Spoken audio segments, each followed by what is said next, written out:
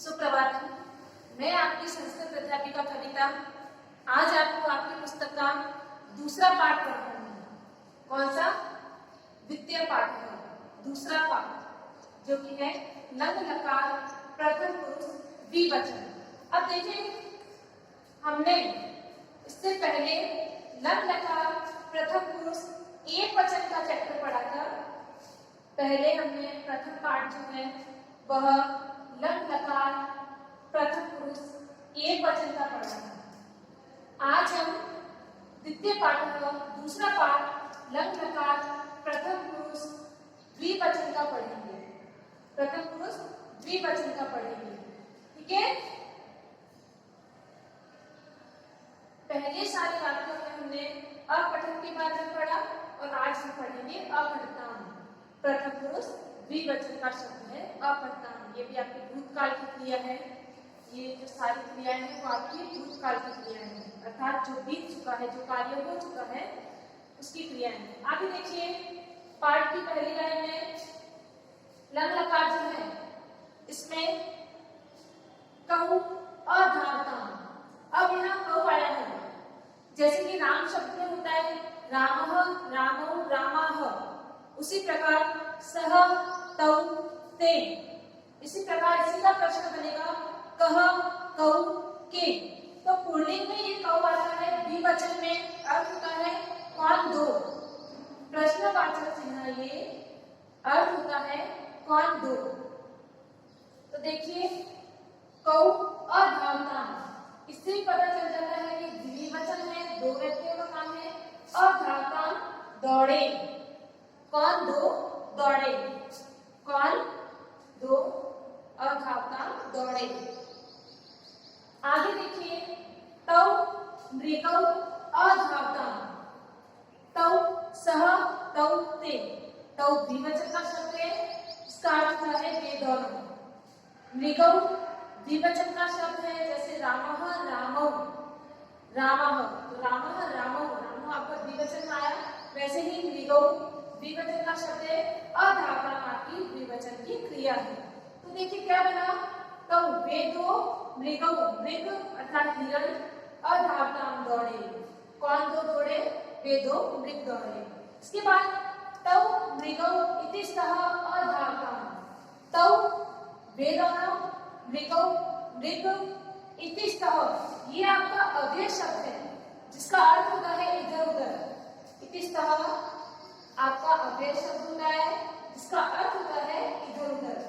अधावतान दौड़े, वे दो मृग इधर उधर दौड़े। तो इस प्रकार देखिए, ये आपकी भूतकाल की क्रिया द्विवचन में है। अब आगे के अलिखतान, जिस प्रकार ये द्विवचन में पुल्लिंग का शब्द है, वैसे ही ये द्विवचन में स्त्रीलिंग का शब्द है। जैसे लता, लते, लताः, लता, लते, लताः, तो लते द्विवचन का शब्द है, वैसे ही प्रश्न में आएगा का, के, काह।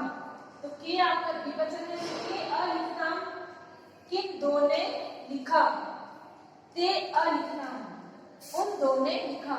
इससे हमें पता चलेगा कि स्त्रीलिंग शब्द है। तो ते अलिखतान, उन दो ने लिखा। कन्ये लेखम अलिखतान, कन्ये अर्थात मैंने आपको पहले ही बताया लता, लते, लताः, तो कन्या, कन्ये, कन्या है। तो इसी प्रकार द्विवचन में कन्ये शब्द आया है। कन्ये का अर्थ है दो कन्याएं, दो लड़कियां। तो कन्ये लेखम अलिखतान, लेखम में देखिए कर्म कारक द्वितीय विभक्ति का प्रयोग हुआ है। जैसे कर्ता ने कर्म को, अर्थात दो लड़कियों ने लेख को लिखा, दो लड़कियों ने लेख को लिखा। तो सिंपल अगर बनाना तो देखिए, दो कन्या ने लेख लिखा, लेख को लिखा या लेख लिखा। आगे देखिए, के अपठितान, के अपठितान, के आपका नपुंसकलिंग का शब्द है यहाँ पर, जो स्त्री के समान ही चल रहा है, फलक, फले, फलानी। उसी प्रकार यहाँ देखिए द्विवचन में के अपठितान, क्या गिरे, क्या दो गिरे, फले अपठितान, फल अपठितान, दो फल गिरे, फले, फलम, फले, फलानी। फलम फले फलाने, तो फले द्विवचन का शब्द आके तो दो फल गिरे। फले वृक्षात् अपतताम, फले वृक्षात् अपतताम, फले दो फल, वृक्षात्, वृक्षात् में आपकी पंचमी विभक्ति अपादान कारक का शब्द है।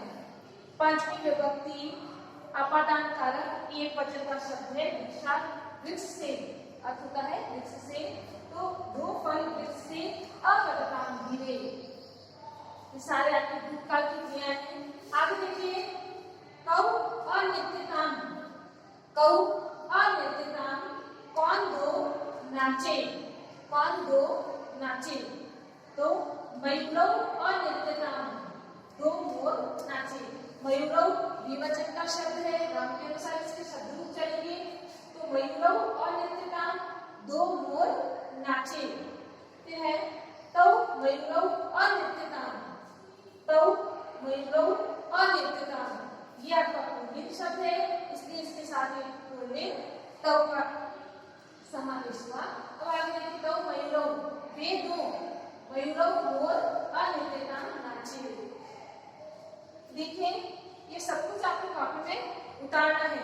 अब आगे इसका चैप्टर पढ़ते हैं, तब तक मैं वीडियो पोस्ट करती हूँ।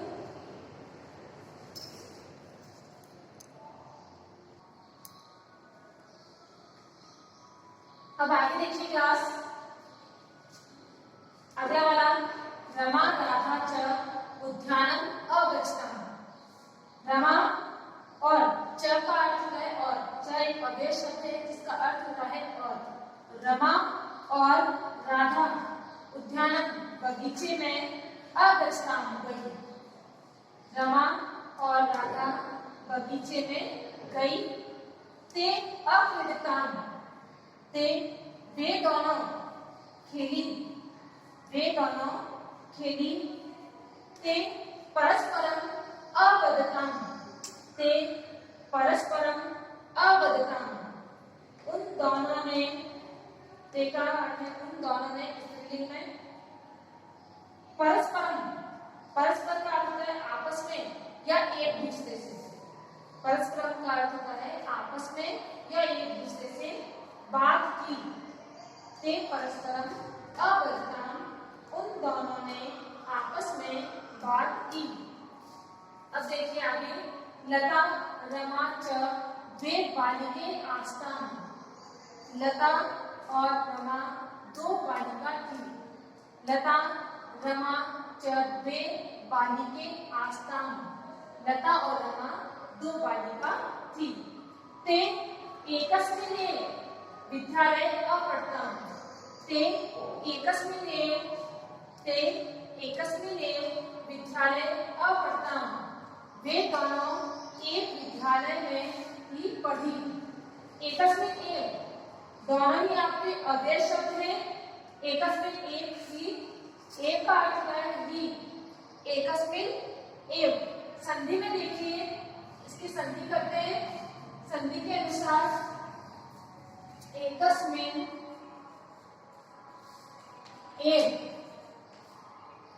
एकस्मिन् एव इसका अर्थ है एक ही, एकस्मिन् एव, एक का अर्थ है ही, तो संधि करके यहाँ शब्द बना वे दोनों, वे दोनों एकस्मिन् एव एक ही विद्यालय, विद्यालय में पढ़ी, वे दोनों एक ही विद्यालय में पढ़ी। ते आचार्यम अनन्नताम, ते आचार्यम अनन्नताम, उन दोनों ने, ते का अर्थ है उन दोनों ने, उन दोनों ने आचार्य को नमन किया, उन दोनों ने आचार्य को नमन किया। अगर यहाँ पे राम और भरत होते, पुल्लिंग शब्द होते, तो यहाँ तौ आता, जो कि हमारे पास है पुल्लिंग शब्द है, इसलिए इसके स्थान पे ते आया है। आगे देखिए, ते विद्यालयात् गृहम् आगच्छताम, ते विद्यालयात् गृहम् आगच्छताम, वे दोनों विद्यालय से घर आई, वे दोनों विद्यालय से घर आई। विद्यालय में पंचमी विभक्ति एक वचन का शब्द है, पंचमी विभक्ति एक वचन का शब्द होता है अलग होने के अर्थ में। आगे, सायंकाले ते उद्याने अभ्रमताम व्यायाम च अकुरुताम, सायंकाले शाम के समय ते उन दोनों ने उद्याने बगीचे में अभ्रमणा भ्रमण और व्यायाम किया। भ्रमण और व्यायाम किया।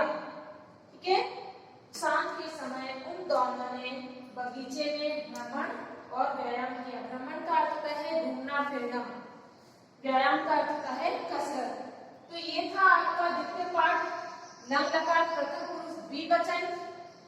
आपको लंग लकार प्रथम पुरुष एक वचन वाला प्रथम पाठ और लंग लकार प्रथम पुरुष द्विवचन वाला दूसरा पाठ, दोनों ही अच्छे से याद करने हैं और इन धातु रूप को भी हमें पढ़ना है।